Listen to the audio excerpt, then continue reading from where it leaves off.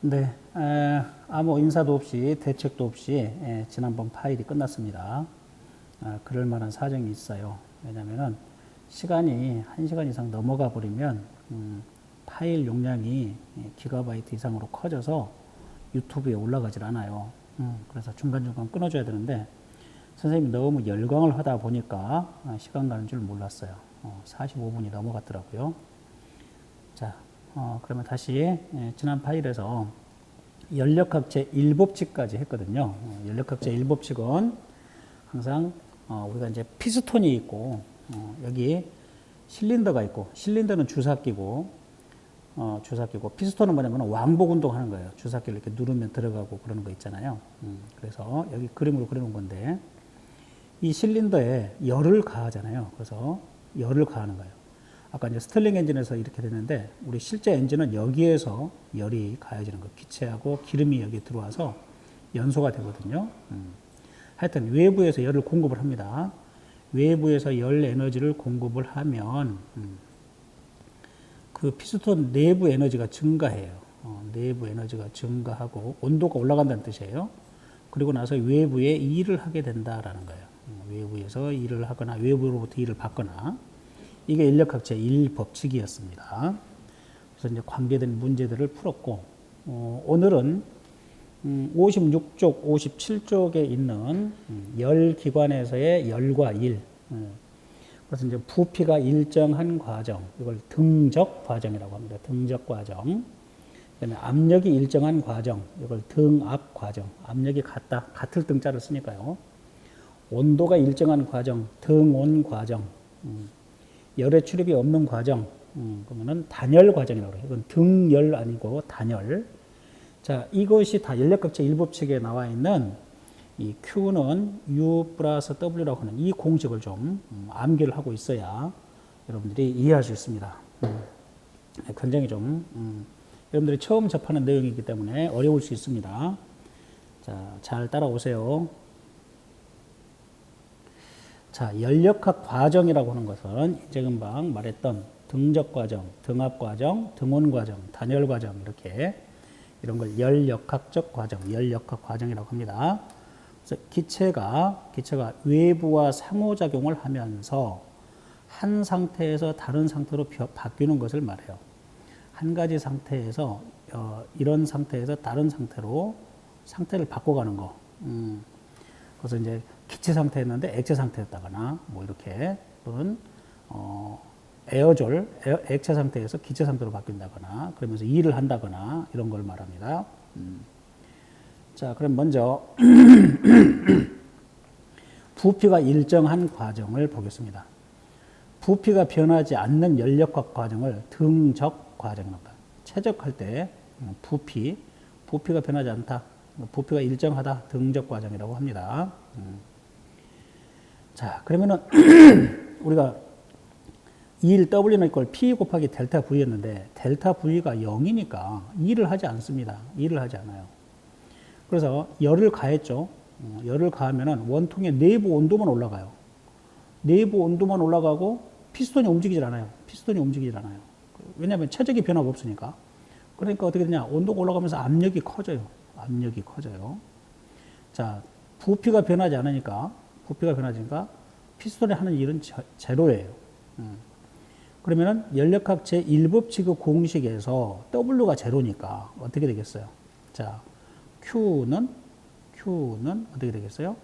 델타 U 플러스 W인데 플러스 W가 0이에요. 그러니까 어떻게 될까요? Q는 외부에서 열을 가한 것은 바로 어디에 쓰인다? 내부 에너지, 온도만 변한다. 내부 에너지의 증가량과 같다라는 거예요. 그래서 열을 가하면 가한 열이 다 내부 에너지의 증가량으로 쓰이고 그렇다라는 거예요. 연력학 제1법칙이 W가 제로가 된다는 거예요.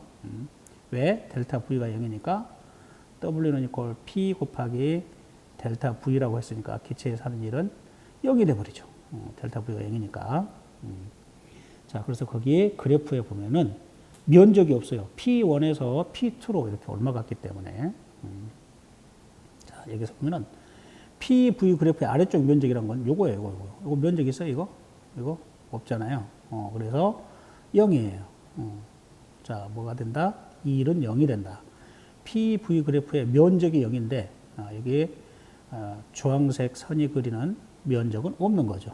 그래서 Q가 뭐로 된다? 델타 U만 된다. 그래서 연립각지 일법칙을 지금 계속 공부하는 거예요. Q는 델타 U 플러스 W인데 W 이 녀석이 0이에요. 그러니까 Q는 이퀄 델타 U 이렇게만 쓴다라는 거예요. 이게 등적 과정이 되겠습니다. 자, 부피가 일정한 과정 공부해 볼까요? 자, 기체가 열을 흡수하거나 방출하여도 부피가 변하지 않는 것을 등적 과정이라고 부른다라는 겁니다. 자, 그 다음 여기 이제 피스톤이 있어요. 자, 여기에 실린더라고 그러죠. 실린더 안에 기체가 갇혀 있고 여기에서 외부에서 열을 가합니다. 열을 가했더니 이 피스톤이 고정되어 있어요. 움직이지 않아요. 그러니까 어떻게 되냐? 그래프를 그리면 압력만 P1에서 P2로 높아지는 거예요. 자, 그래서 거기에 면적은 하나도 없어요. 면적이 바로 1인데 PV 그래프의 면적은 1인데 그래서 기체가 하는 일은 제로가 됩니다. 부피가 변하지 않았으므로. 자, 그러면 내부 에너지는 뭐가 됩니까? 외부에서 가한 열만큼이 내부 에너지가 증가했어요. 열을 흡수하면은 기체의 온도가 증가하므로 내부 에너지가 증가한다. 그래서 델타 U가 양수가 된다. U가 우리가 뭐라고 그랬어요? U를 내부 에너지라고 했죠. 그래서 내부 에너지 변화량이 양수. 기체가 흡수한 열은 다 어디에 쓰인다? 내부 에너지가 증가하는 것 같다라는 거예요. 자, 그래서 이제 정리합니다. 등적 과정에서 압력 변화와 내부 에너지의 관계를 보면은 압력이 증가한다는 것은 어떻게 돼요? 온도가 높아진다라는 거예요. 받은 열량만큼 기체의 내부 에너지가 증가해서 기체의 온도가 올라갈 것이다. 그럼 압력이 감소한다는 것은 뭐예요? 자동적으로 온도가 내려가면 압력이 감소하겠죠. 내부 에너지가 감소한다는 것이에요. 그래서 이런 열량만큼 기체의 내부 에너지가 감소하여서 기체의 온도가 내려가게 된다라는 것입니다.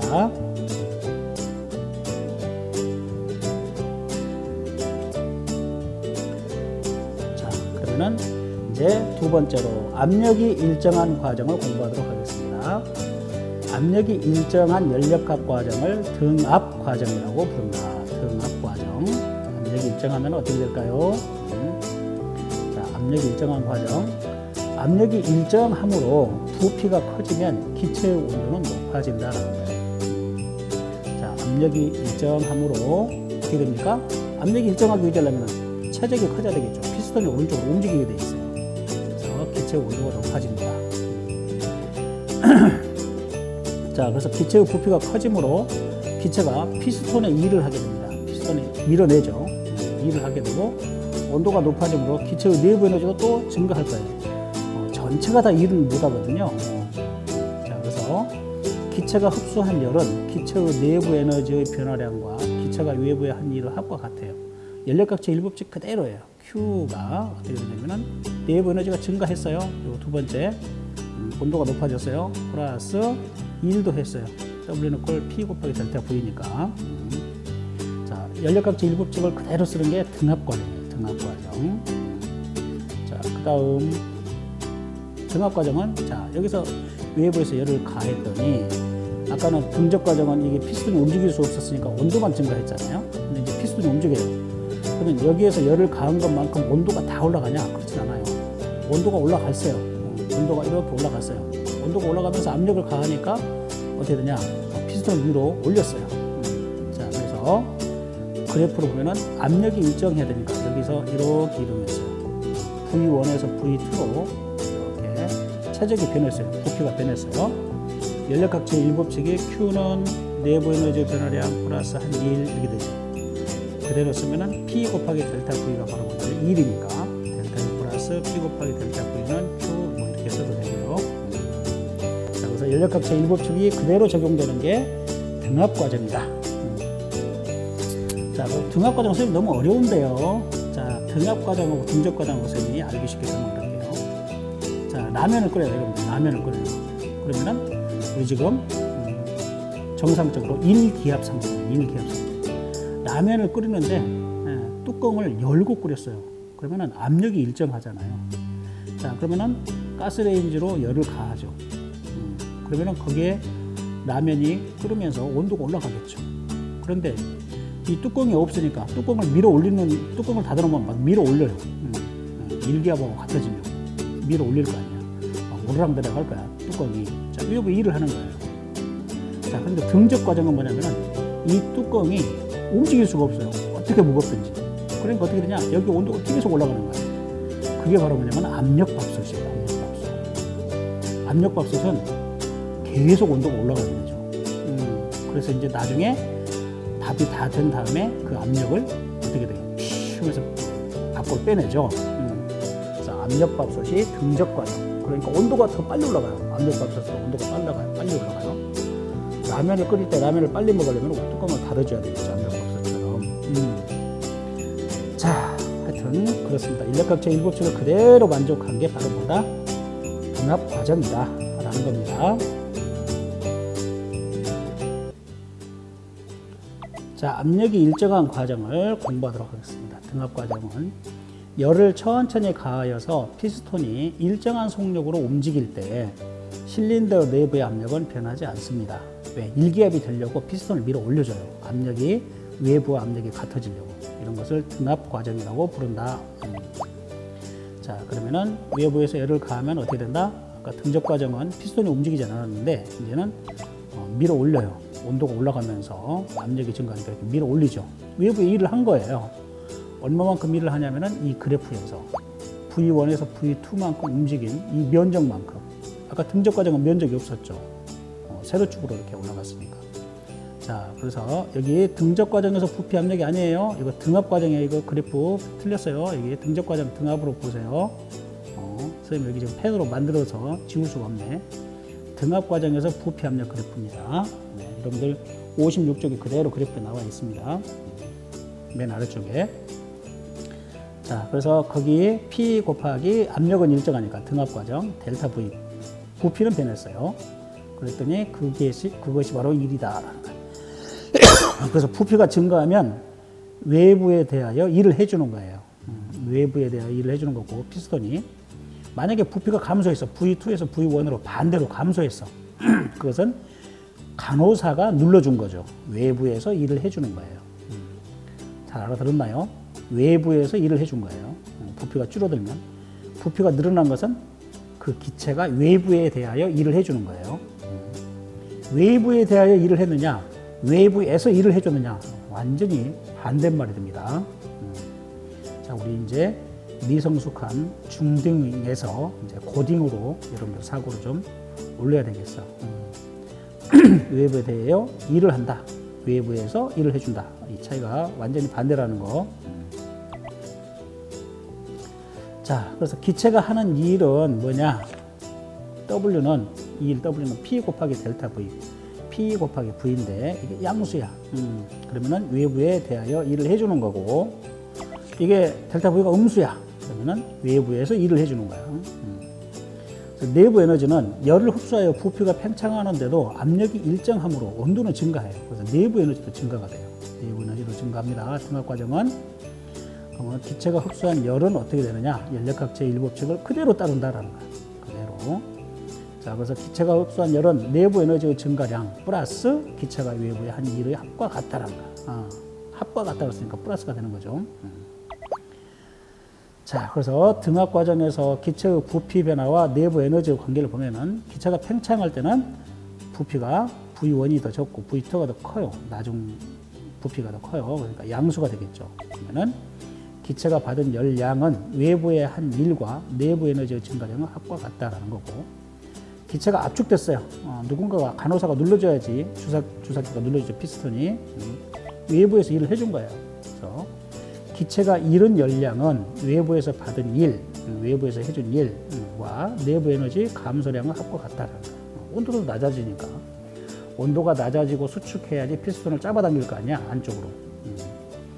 자, 그래서 열을 밖으로 방출하게 된다는 거예요. 잃어버린다는 거예요.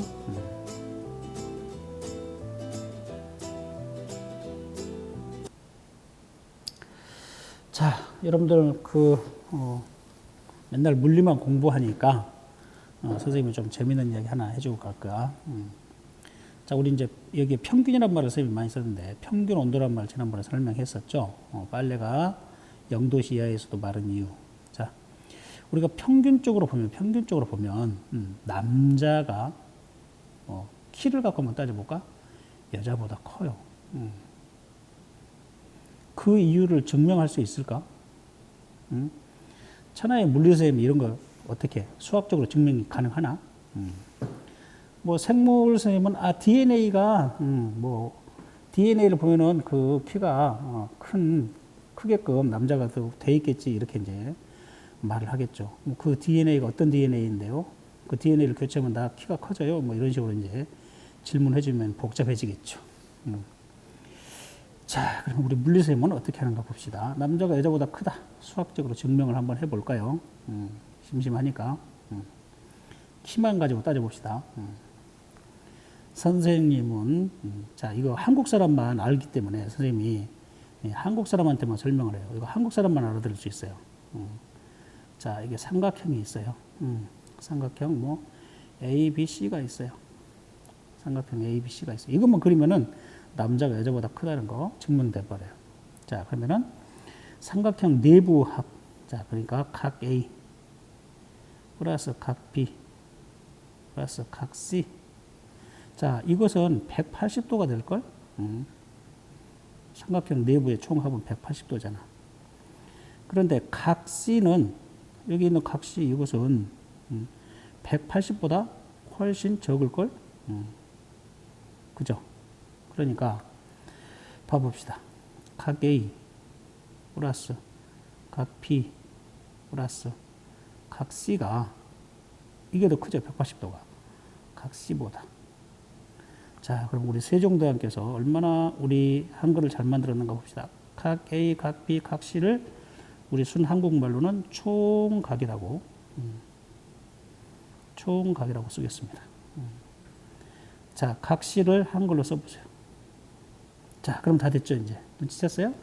총각은 뭐예요? 남자잖아. 각 C는 뭐예요? 여자잖아. 그래서, 남자가 여자보다 크다. 증명됐어요.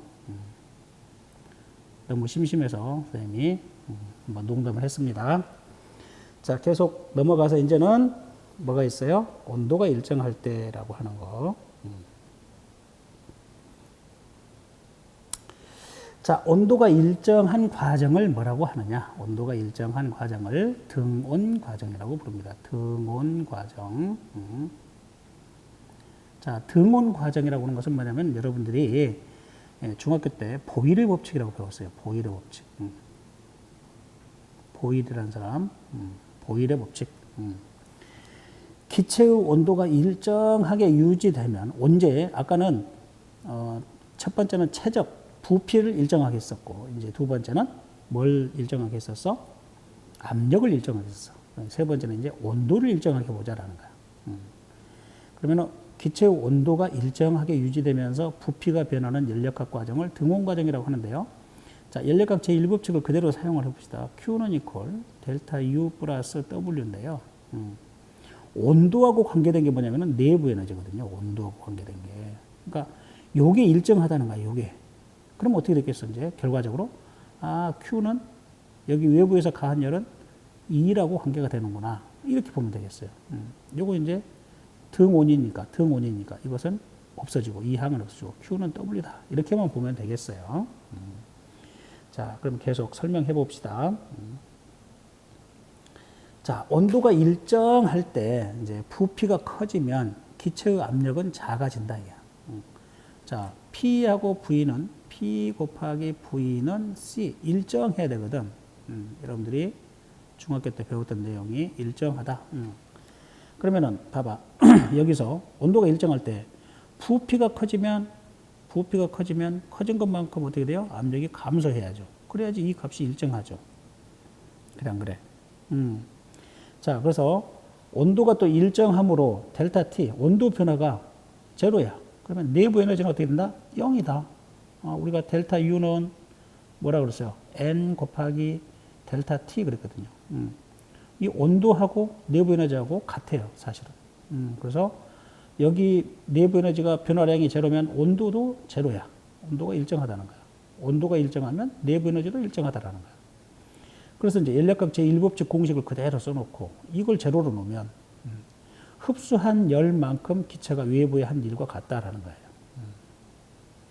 자, 그래서 이제 거기에 자 델타 U가 0이니까 이렇게 됩니다. 그러면은 연력학 제1법칙을 그대로 써봐요. Q는 이퀄 델타 U 플러스 W인데 W인데 이게 필요 없어. 델타 U가 제로야. 그러니까 뭐가 남아? Q는 W가 된다. 자, 그때의 압력과 부피는 그래프가 어떻게 변한다? 반비례 관계다. 자, P 곱하기 V는 C 일정, C가 뭐냐면은 콘스탄트, 상수란 뜻이야. PV는 K 해도 되고요. C 해도 되고요. 그래서 P는 이퀄 V분의 C 이렇게 쓸 수 있잖아. 그래서 압력과 부피는 무슨 관계야? 반비례 관계야. 반비례 관계. 반비례 관계. 압력과 부피는 반비례 관계. 그래서 이럴 때 여기의 온도나 여기에서의 온도나 여기에서의 온도나 항상 T는 같아요. 온도 T가 같기 때문에 이런 곡선의 그래프가 나오는 거야. 반비례 그래프가 나오는 거야. 그래서 이때 가한 열은 모두 뭐가 된다?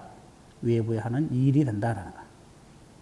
외부에 하는 일이 된다. 만약에 V2에서 V1으로 갈 때는 외부에 대해서 일을 하지만 V1에서 V2로 갈 때는 근데 V2에서 V1으로 올 때 이렇게 반대로 부피가 줄어들었잖아. 그러면은 외부에 대하여 일을 해주는 거야. 외부에 대하여 일을 해주는 거야. 자, 그러면은 또 가볼까요?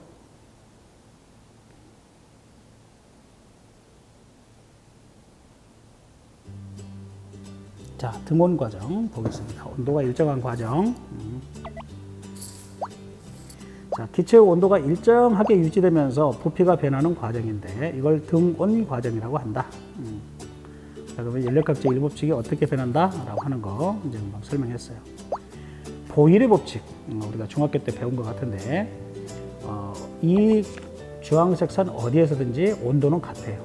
그래서 압력과 부피가 반비례하는 곡선을 등온 곡선이라고 하며 기체의 온도가 일정할 때 기체의 부피는 압력에 반비례하는 것을 보일의 법칙이라고 한다. 그렇죠. 자, 그래서 이때 면적이 바로 뭐냐? 적분을 해야 돼. 적분이라고 그러는 것은 뭐냐면 우리가 정사각형이 아니거나 삼각형이 아니면 적분을 해서 이 곡선의 면적을 구하는 게 적분이거든요. 그래서 이제 적분하는 기호가 나와 있네요. 자, 기체의 압력이 변함으로 면적은 적분을 통해 계산할 수 있으며 부피가 커지므로 기체가 외부에 한 일 W는 양수가 된다. 이러면서 W는 거기 이상한 기호가 있는데 이걸 읽을 때 인테그럴이라고 인테그럴 부피가 V1에서 V2까지 변할 때 PV는 PV, DV 이게 적분이라는 뜻이에요. V에 대해서 적분하시오. 압력을 V에 대해서 적분하시오. 이런 식이에요. 자, 그러면은 이 곡선의 그래프가 구해집니다. 여러분들이 이제 수학을 선행학습을 많이 한 사람들은 지금 뭐 정적분, 뭐 부분적분, 부정적분 뭐 여기까지 다 지금 공부해서 이 기호가 무엇을 의미하는지 알 거야. 근데 맨날 뭐 dx만 나오고 막 이랬죠. 그런데 우리 물리에서는 dx 대신에 dv도 될 수 있고 dt도 될 수 있고 막 이렇다는 거. 그래서 여러분들이 수학을 잘해야 된다는 거야. 수학을 얼마만큼 잘해야 됩니까? 아까 남자가 여자보다 크다는 것도 증명할 수 있어야 된다 이게. 재미로 한 소리야. 자, 그러면은 넘어가겠습니다. 자, 그러면 기체가 하는 일이란 바로 뭐냐? 아까 PV 그래프의 아래쪽 면적이 기체가 한 일이야. W는 P 곱하기 델타 V가 양수가 되고, 자, 온도가 변하지 않으므로 기체의 내부 에너지는 변하지 않아요. 즉, 뭐가 변하느냐? 내부 에너지가 변하지 않는 만큼 1, Q가 W로 다 된다, 이게. 그래서 기체가 흡수한 열은 기체가 외부에 한 일과 같다. Q가 양수라면, 즉, 외부에서 열을 흡수했다면, 이런 뜻이야. 그러면은 W, 외부에 대하여 일을 한다라는 거야. 그 피스톤이. 자, 그래서 등온 과정에서 기체의 부피 변화와 열량의 관계. 기체가 팽창할 때는 어떻게 된다? 열을 흡수한 거예요. 열을 흡수. 그래서 기체가 한 일은 기체가 흡수한 열량이 되고요. 연력학 제1법칙 공식 항상 머릿속에 두고 있으세요. 기체가 압축될 때는 간호사가 피스톤을 눌러줘야 되죠. 외부에서 누군가 일을 해줘야 돼요. 부피가 V2에서 V1으로 변하면 뭐예요? 열을 흡수해야 돼요. 열을 방출해야 돼요, 밖으로. 그래서 W는 이꼴 P 곱하기 델타 V에서 W가 음수가 되면, 외부에서 일을 해주면 이때 Q는 W가 되므로 Q도 열량도 방출이 된다라는 거예요. 0보다 적다. 그래서 기체가 받은 일은 기체가 방출한 열량과 같다라는 겁니다.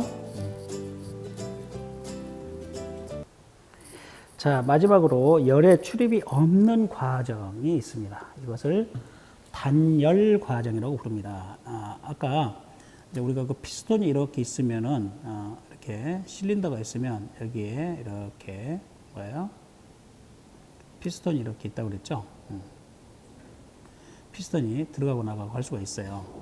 자, 그런데 이제 여기에 알코올 램프가 없잖아요. 열을 가하지 않았어요. 이걸 단열 과정이에요. 그러면 이제 어떻게 되냐? 여기 지금 기체들이 있는데요.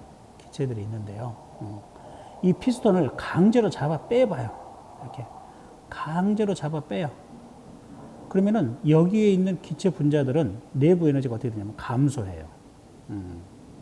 이런 걸 단열 과정이라고 해요. 자, 쉽게 설명할까요? 더 쉽게 설명하는 게 뭐가 있냐면은, 자, 여러분들이 이제 조금 있으면 여름이 다가와서 아이스크림을 먹어야 돼요. 아이스크림을 사 먹을 거 아니야. 여러분들이 아이스크림을 팔아먹는 사장님이라고 생각해봐. 그 회사의 사장님이라고 생각해봐. 아이스크림 어떻게 만들어야 될까? 자, 우리가 5천만 명인데 20%, 약 1,000만 명만 하루에 1,000만 명이 아이스크림을 사 먹어. 그러면 1,000만 개의 아이스크림을 어떻게 만들어내냐? 겨울부터 만들어내가지고 창고에다가, 냉동 창고에다가 저장하면 전기요금이 엄청나게 들어가. 그래서 그때그때 만들어서 팔아야 돼요. 그때그때. 자, 그러면 1,000만 개를 만들어야 되는데, 우리나라에 뭐 이렇게 아이스크림 만드는 회사가 한 5개라고 가정해봐. 그러면 200만 개를 만들어요. 200만 개. 근데 여러분들 집에서 초등학교 다닐 때 엄마랑 뭐 오렌지 주스를 갖다가 얼려보기도 하고 했을 거야. 냉장고에 넣어보고. 그러니까 하루 저녁이 다 돼도 잘 안 얼잖아. 꽁꽁 얼질 않아요. 근데 어떻게 해서 아이스크림 회사에서는 그렇게 꽁꽁 얼려서 나올까? 그것도 한두 개도 아니고 몇백만 개씩을.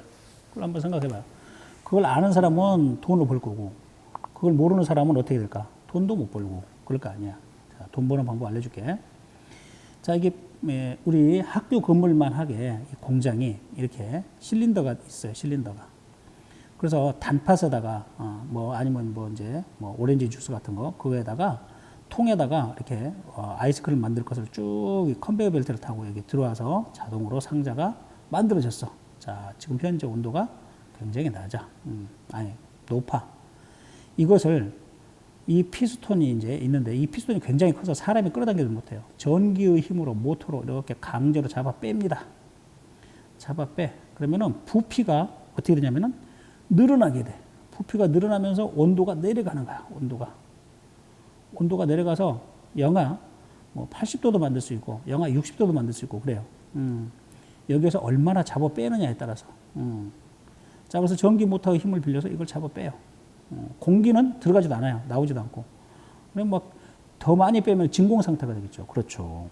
진공 상태가 되면 어떻게 되냐. 공기 분자와 분자가 충돌을 해야만 열이 있거든요. 열이. 그 충돌에 의해서 열이 발생하고 온도가 높아지는데, 이게 부피가 팽창해버리면 어떻게 되냐.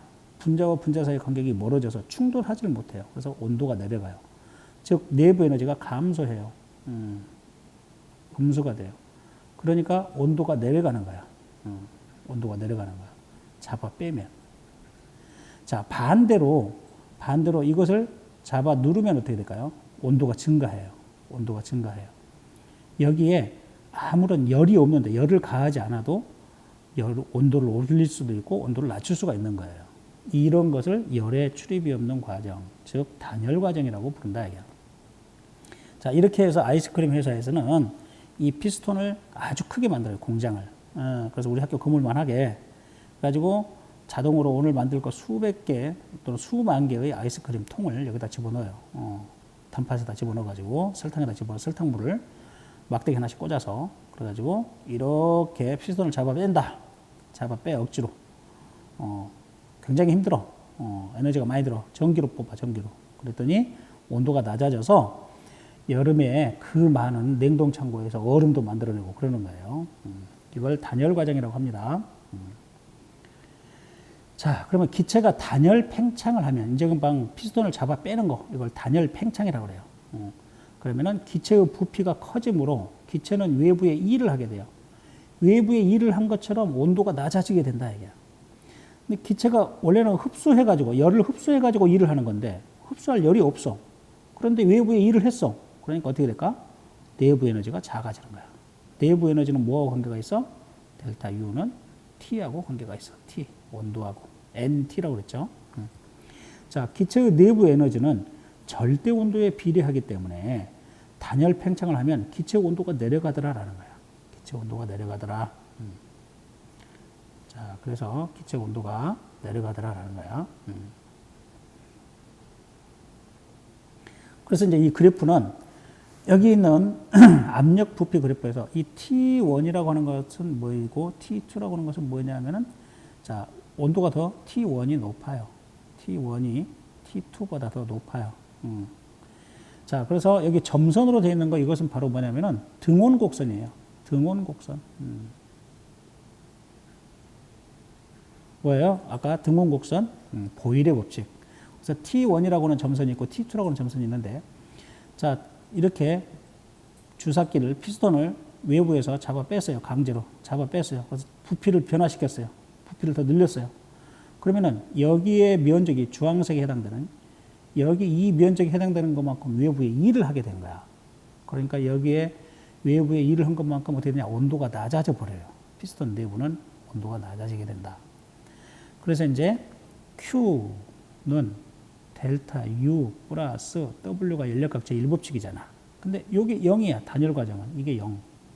델타 U 플러스 W. 이렇게 되겠죠. 자, 이걸 넘기면 그러므로 델타 U는 마이너스 W.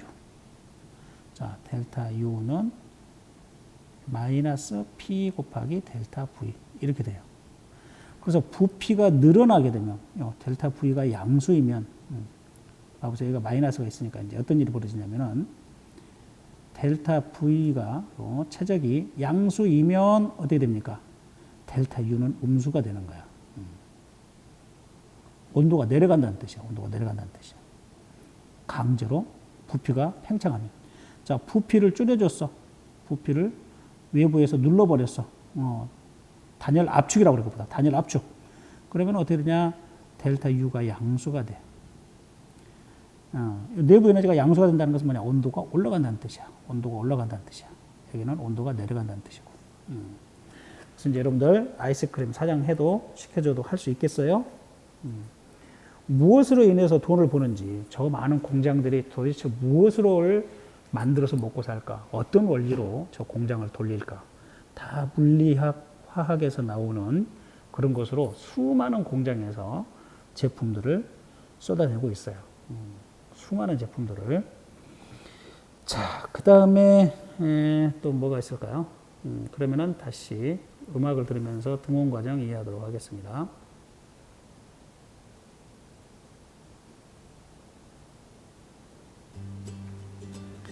자, 온도가 일정한 과정, 등온 과정이라고 했죠.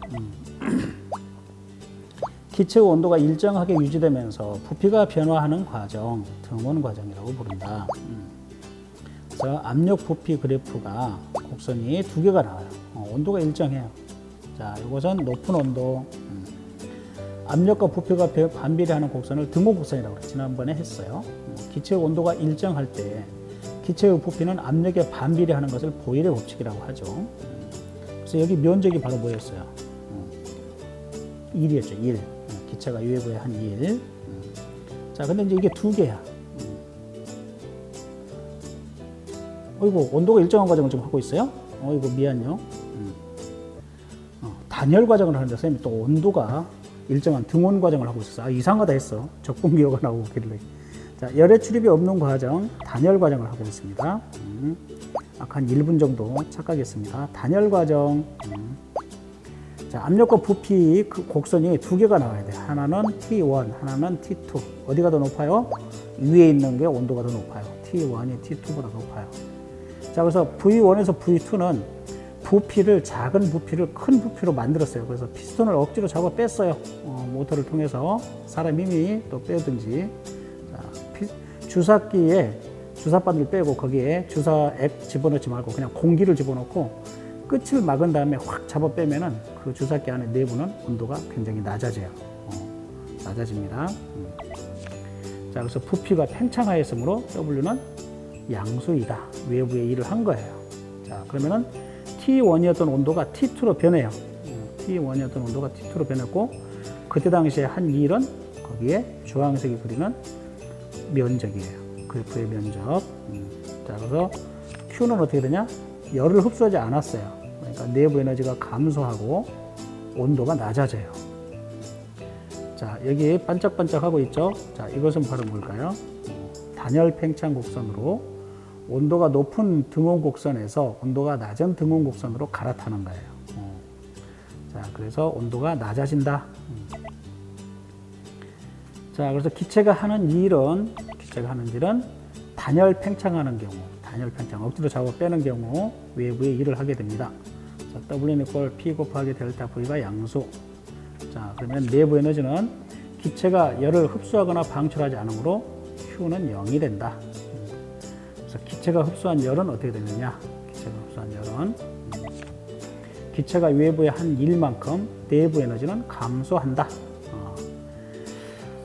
단열 과정을 한번 예를 들어 볼게요. 선생님이 단열 과정 아까 아이스크림 만드는 거 외에, 자, 지금 현재 봄이 돼서 굉장히 날씨가 따뜻하네요. 자, 햇볕이 쨍쨍 내리쬐 가지고 어떻게 되냐면 지표면이 가열됐어요. 지표면이 땅이 막 가열돼. 그러면 여기 공기들이 어떻게 될까요? 지표면에 있는 공기들이 온도가 올라가죠. 후라이팬 위에, 바로 위에 있는 후라이팬 위에 있는 공기처럼 뜨거워져요. 뜨거워지니까 위로 올라가겠네요. 자, 공기가, 여기 뜨거운 공기가 위쪽으로 올라갔어요. 온도가 높은 공기가 위쪽으로 올라갑니다. 압력이 낮아집니다. 그러면서 부피가 팽창해요. 압력이 낮아지니까 부피가 팽창했죠. 일단 부피가 팽창했네. 열의 출입이 없는 상태에서 여기에서 공기 덩어리가 상공으로 올라갔어요. 그러면 어떻게 돼요? 단열 팽창된 거예요. 그럼 어떻게 될까요? 단열 팽창됐으니까 온도가 낮아지겠죠. 네, 그래서 구름이 생기는 거예요. 그래서 구름이 발생하는 거예요. 자, 동해안 쪽 예를 들어 볼까요? 동해안에서 설악산 쪽으로, 태백산맥 쪽으로 바람이 불어요. 바다에서, 동해 바다에서 태백산맥 쪽으로 바다에서 바람이 불어옵니다. 수증기를 머금고 온도가 높은 온도의 공기 덩어리가, 수증기를 많이 머금고 있던 높은 온도의 공기 덩어리가 설악산을 넘어갑니다. 태백산을 넘어갑니다. 태백산맥을 넘어갑니다. 그럼 어떻게 될까요? 단열 팽창한 게 돼요. 단열 팽창. 그럼 어떻게 될까요? 구름이 만들어져서 비가 내립니다. 설악산에서 비가 내려요. 그런데 계속 바람이 그쪽에서 불어오니까 어떻게 될까요? 비를 내리고 그 공기 덩어리는 어떻게 될까요? 이제 수증기가 없는 상태에서 우리 평택이나 안성 쪽으로 그 바람이 불어오겠죠. 그럼 어떻게 되냐? 온도가 다시 높아지면서, 왜? 산 아래로 내려왔으니까 공기 덩어리가. 그런데 아까 비를 뿌려버렸잖아. 습한 게 반대가 뭐야? 건조. 고온 건조 현상이 일어나. 고온 건조 현상이. 그래서 막 밭작물이 바짝바짝 타주고, 낙엽이 바짝바짝 말라. 불 한번 내면 잘 나, 불이. 이거 팬 현상이라고 그래요. 팬 현상. 높새바람, 팬 현상. 이해됐습니까? 네. 자, 그래서 단열 과정에서 기체의 부피 변화와 내부 에너지 관계. 자, 기체가 팽창할 때는 외부에 대해서 일을 한 거니까 그 일을 한 것만큼 에너지가 감소해서 온도가 내려가고요. 기체가 압축되면 온도가 올라가야 되겠죠. 기체가 받은 일만큼 내부 에너지가 증가해서 온도가 올라가게 되더라. 그래서 자연 현상에서 구름이 만들어지는 원리가 바로 뭐냐? 단열 팽창 때문에 구름이 만들어집니다. 자, 잘 이해하시기를 바랍니다. 자, 그러면 교과서 내용 정리하겠습니다. 개념 정리. 열을 이용하여 동력을 얻는 장치를 뭐라고 하더라? 열기관이라고 그랬어요. 엔진, 열기관. 자, 그 다음 두 번째로 기체 분자들이 지니고 있는 포텐셜 에너지와 운동 에너지의 총합을 그 기체의 역학적 에너지? 아니에요. 내부 에너지라고 부른다. 포텐셜 에너지하고 운동 에너지의 합, 포텐셜 에너지하고 운동 에너지 합. 원래는 역학적 에너지 아니에요? 네, 기체에서는 어떻게 된다? 내부 에너지라고 부른다. 자, 그 다음 세 번째. 기체가 흡수한 열은 내부 에너지의 변화량과 기체가 외부에 하는 일의 합과 같다. 이것을 연력학적 1법칙이라고 하죠. Q는 델타 U 플러스 W. 간단히 말해서 연력학적 1법칙. 연력학적 1법칙은 다른 말로 하면 에너지 보존 법칙이다라는 거예요. 에너지 보존 법칙은 에너지라고 하는 것은 사라지지 않는다. 이쪽 에너지가 저쪽 에너지로 전환될 뿐이다라는 거예요. 그게 에너지 보존 법칙입니다. 자, 그 다음에 이제 여러분들 여기에 창의 융합 활동하기 위해서 거기에서 뭐라 하냐면은 옛날 사람들은요, 아무것도 하지 않는데 자동으로 혼자 돌아가는 기계를 만들려고 했어요. 자동으로 혼자 일하는 거. 이런 것을 연구기관이라고 그래요. 그래서 이거 수백 년 동안 연구기관을 만들려고 했던 사람들이 있었어요. 근데 결과는 실패했어요. 연금술사들도 새로운 값싼 금속을 가지고 값비싼 그 금을 만들려고 했거든요. 자, 황이나 납이나 수은이나 이런 값싼 금속을 가지고 아주 비싼 금을 만들려고 했는데 그 실패했어요. 연금술사의 실패. 또 연구기관을 만들려고 했던 사람들 실패해요. 왜 실패했냐면 에너지 공급을 없이 외부에 스스로 일을 하는 기관은 없어요. 자, 주사기가 있는데 아무 짓도 안 했는데 지 혼자 피스톤이 오르락 내리락 하면서 막 엔진을 돌려? 그런 거 없다, 이게. 자, 그래서 우리는 이제 이런 이론을 가지고, 엔진을 만들어요. 자동차 엔진을. 그걸 지금 여러분들에게 연력학적 1법칙을 통해서 보여줬고, 스털링 엔진, 외연기관. 그건 이제, 지금 현재 우리들에게 자동차 엔진보다 훨씬 간단하죠. 전기장치도 없이 그냥. 그래서 거기 처음에 보여줬던 화면에 그 아프리카에서는 불이 있잖아요. 불만 갖다 나무에 화목만 갖다 떼면, 갖다가 주면 막 불이 탈 거 아니야. 그걸로 자동으로 지하수가 이렇게 나오게끔 그런 걸 만들어줬어요. 신부님이. 스털링 엔진은 신부님이 만들었다고 합니다. 처음에.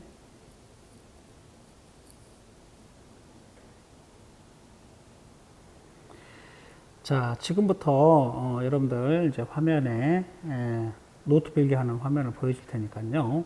필요한 거 빨리빨리 적습니다. 그 다음 뭐예요? 화면이 선생님 말이 빠르거나 화면이 빨리 넘어가 버리면 화면을 정지시키고 받아 적기 바랍니다. 자, 열과 온도 관계를 보겠습니다. 자, 내부 에너지와 열기관, 연력학적 1법칙에 대해서 공부하는데요. 온도라고 하는 것은 기호를 T로 씁니다. temperature라고 하는 영어 단어가 있어요. 온도라고 하는 단어가 temperature. 그래서 거기서 T를 따옵니다. 물체가 차갑다, 뜨겁다, 이것을 수치로 나타낸 걸 말해요. 수치로 나타낸 거. 그래서 섭씨 온도, 우리가 많이 쓰죠. 도씨. 섭씨가요, 프랑스 사람 이름을 한자로 쓴 거예요. 그래서, 셀시우스라고 하는 프랑스 사람이에요. 셀시우스. 근데 이 셀시우스하고 가장 가까운 한자가 섭씨였어요. 섭씨. 그래서 섭씨 온도 도씨로 쓰고요. 1기압에서 순수한 물이 어느 온도를 눈금을 잡고 물을 끓였어요. 1기압에서. 그랬더니 거기에 눈금을 잡아서 그 눈금과 눈금 사이의 간격을 100등분한 거예요. 그 사이를 100등분했어요. 이거의 섭씨 온도. 프랑스 사람이. 그래서 우리가 이제 이걸 받아들이기가 가장 쉬워요. 셀시우스가 만든 온도계가. 자, 그 다음에 이제 두 번째로는 우리가 연력학적 온도, 절대 온도라고 그러는데 켈빈이라는 사람이 영국에서 만들었어요. 자, 여러분들이 샤르르 법칙 기억이 날려나 모르겠는데 샤르르 법칙이라는 게 뭐냐면은 여기가 온도고요. 여기가 부피예요. 부피. 그러면은 여러분들 지금은 여러분들이 맨날 컴퓨터로 게임이나 하니까 그렇지. 옛날에 선생님이 어릴 때는 맨날 꽁 차고 놀았거든요. 근데 겨울철에 축구공이 굉장히 쭈글쭈글해져요. 근데 이것을 부뚜막에다 올려놓으면은 따뜻하면은 공이 팽팽하게, 공에 바람 넣는 거 그렇게 많지 않거든요. 자, 그래서 이게 샤르르 법칙 그래프야. 자, 온도가 올라가면 올라갈수록 부피가 늘어나요. 이렇게 부피가. 처음 온도가 이만큼 올라가면, 온도를 올리면 부피가 이만큼 증가했어요. 그래서 축구공이 팽팽해졌어요. 자, 반대로 이것을 여러분들 자를 가지고 한번 그어볼까요? 이렇게 온도를 이렇게 낮춰봐요. 그러면 이제 기체를 온도를 낮추면 액체가 돼버리고 고체가 될 텐데, 그거 없이 만약에 기체로 존재한다면, 이렇게 한다면 부피가 0인 온도가 있을 거 아니야. 부피가 0인 온도. 와, 이거 이상한 온도인데 이것을 절대 온도로 잡은 거예요. 0으로 잡는 거예요. 이걸 0 켈빈이라고 잡고 셀시우스가 만들어 놓은 그 눈금 간격은 그대로 했어요. 그러니까 0 켈빈은 바로 마이너스 273.15도C가 되는 거예요. 알겠어요? 그래서 열역학적으로 가장 낮은 온도를 말해요. 절대 온도. 그래서 절대 온도 T는 섭씨 온도에다가 뭘 더한다? 273.15를 더하면 된다. 약 273도를 더하면 된다. 자, 열이라고 하는 것은 뭐냐 하면은 heat, H-E-A-T, 고온의 물체에서 저온의 물체로 이동하는 거. 이런 온도를 변화시키는 에너지의 종류예요. 에너지의 종류. 자, 이것을 우리가 열이라고 부릅니다. 열 에너지. 에너지의 한 형태인데. 자, 그 다음, 열 에너지는 어떻게 해서 나타나느냐 하면은, 기호를 Q로 쓸 거예요, Q. 그래서 물체 내부의 분자 운동에 의해서 나타나는 에너지예요. 분자 운동.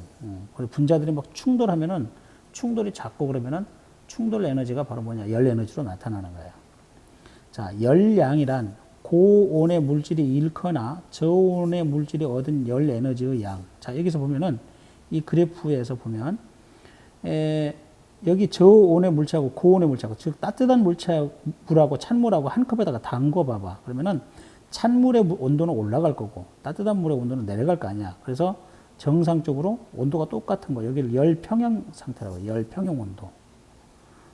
그러면은 여기가 마이너스 10도, 뭐 여기는 플러스 뭐 50도 이렇게 생각해 봐. 그랬더니 여기가 10도 이렇게 생각해 봐. 그러면은 여기서 얻은 열 에너지만큼 여기서 잃은 열 에너지가 될 거 아니야. 이것을 열이라고, 열량이라고 그래. 열이 이동한 양. 열 에너지가 이동한 양. 열 에너지가 이동한 양을 열량이라고 불러.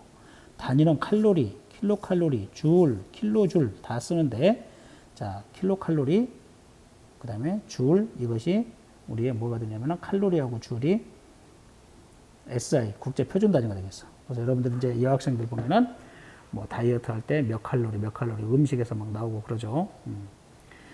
자, 그러면 열 평형 상태는, 자, 서로 접촉하여서 두 물체 사이 온도가 높은 물체에서 낮은 물체로 열이 이동하여 두 물체 온도가 같아져서 더 이상 열이 이동하지 않는 상태를 동적 평형 상태, 열 평형 상태. 열량 보존의 법칙, 여러분들 중학교 때 배운 거 지금 복습하고 있어요. 두 물체가 열 평형 상태에 도달할 때까지 주고받은 열의 양, 열 에너지의 양, 이것이 보존된다 이게. 고온의 물체가 잃은 열량은 저온의 물체가 얻은 열량과 같다. 자, 그 다음에 열역학적 영법칙, 열역학적 영법칙은 높은 온도에서 낮은 온도로, 자, 물체 A와 B가 열 평형을 이루고 물체 A와 물체 C가 열 평형을 이룬다면 물체 B와 C도 열 평형을 이룬다. 3단 논법이네요. 물체 A, B, C의 온도는 같다라는 거예요. 자, 이상기체와 기체의 내부 에너지, 이상기체. 선생님이 설명했을 거예요. 아이디얼 가스, 이상적인 기체. 보일-샤를의 법칙의 연밀히 따르는 가상적인 기체. 실제 기체는 이상기체가 아니죠. 기체의 압력, 부피, 온도 변화는 미세한 차이만을 가지고 기체를 일반적으로 표현하기 위해서 도입한 거예요. 자, 분자의 크기와 분자 사이에 작용하는 힘, 인력을 무시한다. 그 다음에 아까 우리가 수증기를 낮추면, 온도를 낮추면 액화돼요. 물이 되고, 더 온도를 낮추면 뭐가 돼요? 고체 상태인 얼음이 돼요. 네, 그렇죠. 그런데 여기 있는 기체도 마찬가지예요. 그렇게 될 건데 그렇지 않는다라고 하는 것을 가정하는 거예요. 그렇게 상태 변화가 없다라는 걸 가정하는 게 이상기체는. 자, 기체 분자들은 완전 탄성 충돌한다. 이렇게 정의하는 게 이상기체가 되겠습니다. 자, 그 다음에 내부 에너지를 U로 표현을 하고, 포텐셜 에너지와 운동 에너지의 총합이다 그랬고, 모든 기체 분자는 열운동을 하고 있으므로 운동 에너지를 갖는다. 기체 분자 사이 인력에 관한 포텐셜 에너지를 갖는다. 자, U는 여기 이거 내부 에너지는 운동 에너지와 온도에 서로 비례한다. 자, 앞에서 설명 다 했습니다. 자, 모든 기체는 열운동을 하고 있으므로 운동 에너지를 갖고요. 분자 사이 인력에 의한 포텐셜 에너지를 갖는데 포텐셜 에너지는 0이야. 인력을 제로로 보는 거야. 즉 이상기체 내부 에너지는 운동 에너지를 총 합임으로 온도에 비례한다. 자, 그 다음에 기체의 압력과 부피, 기체가 한 일, 자, 분자 운동. 자, 기체는 분자들은 정지 상태에 있는 것이 아니라 끊임없이 여러 방향으로 움직이고 있어요. 자, 그래서 압력이라고 하는 것은 A분의 F, 선생님이 설명해 줬죠. 면적분의 힘. 자, 그래서 F는 P 곱하기 A라고 설명을 했고요. 자, 그 다음에 두 번째로 가서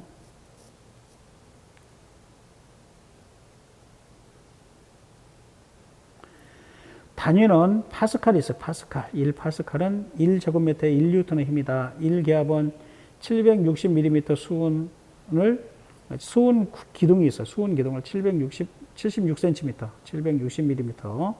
이걸 1기압이라고 합니다. 토리첼리가 처음으로 알아냈습니다. 토리첼리가. 자, 그래서 1013 곱하기 10의 5성 뉴턴 퍼 제곱미터. 그래서 1.013 곱하기 10의 5성 헥토파스칼, 10의 5성 파스칼 이렇게 불러요. 자, 요것은 이제 주어질 거니까 뭐 외우지 않아도 되고요. 기체의 부피 변화와 1, 기체가 팽창할 때 위에 부에 한 1, W는 이걸 P 곱하기 델타 L, PA 곱하기 F 곱하기 델타 L, PA 곱하기 델타 L. 뭐야 이거? 그래서 P 곱하기 델타 V. 이게 PV 그래프 계속 나왔었죠. V2 마이너스 V1. 자, 그래서 부피가 증가한다. 부피가 증가한다. 외부에 일을 한다. 부피가 감소한다. 외부에서 일을 받았다. 외부에서 일을 해준다. 연력학적 일법칙. 공급한 열 에너지 Q는 내부 에너지의 증가량 플러스 외부에 하는 일 W. 그래서 이거 공식이 연력학적 일법칙이에요. 자, 연력학적 일법칙. 에너지 보존 법칙이에요. 에너지 보존 법칙. 자, 에너지의 총량은 변하지 않는다. 서로 전환된다. 라는 게 연력학적 일법칙. 제1종 연구기관이 불가능한 이유, 연구기관 마지막에 설명했었죠. 자, 이런 일들을 생각을 했었어요. 즉, 무슨 말이냐면요. 자동차를 예를 들면, 자동차 네 바퀴에다가 벨트를 걸어서 발전기를 연결해 놓는 거야. 발전기에서 나온 그 전기를 배터리에다 연결해 놓는 거야. 그래가지고 그 배터리에서 나온 전기를 다시 전동기 모터로 주는 거야. 그러면은, 자, 우리 학교에 있는, 가온고등학교에 거기 비탈길에서 한번 차가 쫙 처음에 내리막길을 갔어. 와, 그러면은 바퀴가 굴렀잖아. 그러니까 거기서 발전기가 전기를 생산했네? 배터리로 줬네? 배터리에서 다시 전기 모터로 줬네? 와, 그러면 이제 계속 갈 거 아니냐? 한 번만 밀어주면 계속 가는 거야. 이걸 제1종 연구기관이라고 하는 거야. 야, 그게 됐다면 지금 현대자동차가 엔진을 왜 만들어? 기름 들어가는 엔진을. 자, 그게 안 된다라는 거야. 그게 왜 안 될까? 라고 하는 거예요.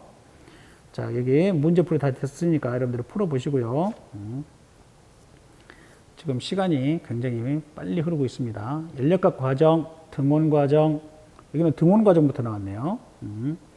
자, 등원 과정이 중학교 때 배웠으니까 맨 먼저 나와서 PV는 일정 반비례 곡선, 자, Q는 W, 연력학적 일법칙 공식 항상 생각하고 있으라고 했어요. 등압 과정은 압력이 일정한 연력학 과정, 정압 과정.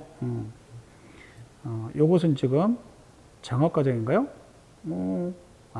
이것은 단열 과정을 그려놓고 정압 과정을 두 개를 이렇게 해놨네요. 이건 또 다른 문제예요. 압력이 일정한 상태에서 열을 받아 기체의 부피가 팽창하면서 기체가 외부에 일을 하는 거. 자, 정압 과정에서 W는 P 곱하기 델타 V 민넓이가 된다. 부피가 팽창하였어도 기체가 일정한 압력을 유지하는 것은 기체의 온도가 높아져서 기체의 평균 속력이 빨라지기 때문에 그래요. 그래서 등압 과정이 바로 뭐이다? 정압 과정, 등압 과정이 연력학적 일법칙 공식을 그대로 써주는 거다 그래서 자, 정적 과정은 외부에 일을 하나도 안 한다 그래서 자, 부피가 일정한 연력학 과정. 자, 그러면은 온도가 증가해요. 외부에서 열을 가하면 압력만 커져요. 온도가 증가하고 압력만 커져요. 그래서 외부의 일은 제로예요. 부피가 변하지 않았으니까 모두 내부 에너지 증가했어요. Q는 W가 된다. Q는 델타 U가 된다. 자, 등적 과정은 얘가 뭐가 있어요? 압력밥솥. 압력밥솥. 그래서 밥이 빨리 익는다라는 거예요. 시간이 없으니까 빨리빨리 갈게요. 자, 단열 과정, 열이 없다, 열이 출입이 없는 상태. 자, 기체 부피를 팽창했어요. 단열 팽창. 그러면 온도가 내려갔어요. 내부 에너지가 감소했어요. 자, 요거 꼭 알아놓도록. 단열 압축, 온도가 증가해요. 주요 온도가 상승해요. 단열 팽창과 반대, 단열 압축. 자, 즉, 구름이 하늘에 떠 있어, 공기 덩어리가. 그런데 그게 어떤 이유인지는 모르겠는데 땅으로 떨어졌어, 땅으로. 슬슬슬 내려와. 이게 고기압이거든요. 그러면 그 구름이 어떻게 되냐면은 단열 압축이 되는 거야. 그럼 어떻게 되냐? 온도가 높아져서 구름이 사라져 버려. 알겠죠? 자, 단열 과정의 예. 여러분들 이제 여기 한 대로 한번 해보세요. 입을 오므리고 빨리 입김을 불면 갑자기 단열 팽창해서 입김이 차가워져요. 세게 불면 낮은 온도예요. 근데 천천히 불어보세요. 온도가 높아요. 사이다병 뚜껑을 열면 단열 팽창해서 온도가 급격히 내려가서 수증기가 응결해요. 네, 그래서 하얀 김이 보였던 거예요. 자, 공기가 상승하면 단열 팽창하여 수증기 응결이 나서 구름이 생기고요. 자, 공기가 태백산맥 서쪽 사면으로 내려오면서 단열 압축에 의해서 고온이면 습도가 낮은 바람이 부는데 이것을 높새바람, 팬 현상이라고 그러죠. 냉장고 냉동실에는 기체가 냉동실에 있는 증발기에 단열 팽창하여 온도가 내려가면서 냉동실에 열을 빼앗기 때문에 냉동실이 차가워진다. 그래서 냉장고도 엔진이에요. 열기관이에요. 자, 그래서 냉장고가 휙 돌아가던데요. 그 단열 팽창 시키는 거예요. 그래서 냉매를 단열 팽창 시키니까 어떻게 돼요? 액화가 돼요. 기체가 액체로 돼요. 그래서 그걸 냉매라고 그래요. 가지고 온도가 낮아진 냉매를 냉장고, 냉동실로 들여보내요. 그럼 냉동실에 있는 음식이 막 열을 방출했던 것을 열을 흡수를 해가지고 그놈이 다시 액체가 기체로 돼갖고 나와요. 그래가지고 피스톤 넣고 다시 쭉 잡아다녀요. 그게 여러분들이 모터 도는 소리로 들리는 거예요. 자, 냉장고 단열 팽창시키고 온도를 내려가게 합니다. 자, 열기관이란 내연 기관이 있고 외연 기관이 있는데 기관 내 피스톤 내부에서 연료를 태워서 발생하는 열 에너지를 이용하는 그걸 열기관이라고 해요. 가솔린 엔진, 디젤 엔진. 휘발유를 쓰면 가솔린 엔진, 경유를 쓰면 디젤 엔진이에요. 자, 가솔린 엔진은 공기와 연료를 흡입해서 압축 후 점화 플러그를 이용해서 폭발시켜요. 점화 플러그가 뭐예요? 합선시키는 거예요. 한 3000V 이상으로 전압을 높여가지고 퍽 하고 스파크를 일으켜주면 그때 이제 퍽 하고 불이 타는 거예요. 피스톤이 압축과 팽창을 하면서 외부에 일을 하게 됩니다. 자, 디젤 엔진은 공기를 흡입 후 연료를 분사하여서 폭발시키는 거예요. 피스톤이 압축과 팽창을 통해서 외부에 일을 하게 되는 거예요. 자, 외연기관, 스털링 엔진 보여줬죠, 처음에. 기관 외의 장소에서 연료를 직접 연소시켜서 일을 하는 기관. 이거는 뭐 스파크를 일으키는 것도 없어요. 그냥 화목이 됐든 뭐가 됐든 그냥 뭐 꼭 석유나 휘발유 이런 걸 해도 안 되고 그런 거 필요 없어요. 그냥 불만 타면 돼요. 나무도 되고 이게 플라스틱도 태우면 되고 막 이래요. 불에 타는 거 다 태우기만 하면 돌아가는 거예요. 이게 스털링 엔진이에요. 그래서 앞으로 스털링 엔진을 잘 만들면 돈방석에 앉게 된다는 거예요. 자, 저 전기기관, 스털링 엔진, 외연기관이다라는 거예요. 자, 그리고 나머지는 이제 여기 우리 교과서에 있는 것이 아니고 여기 스털링 엔진에 대해서 쭉 설명해 놨으니까 읽어보시고 나머지는 이제 문제를 풀면 됩니다. 네, 시간이 없어서 여기서 마치겠습니다. 그동안 수고하셨습니다. 바이바이.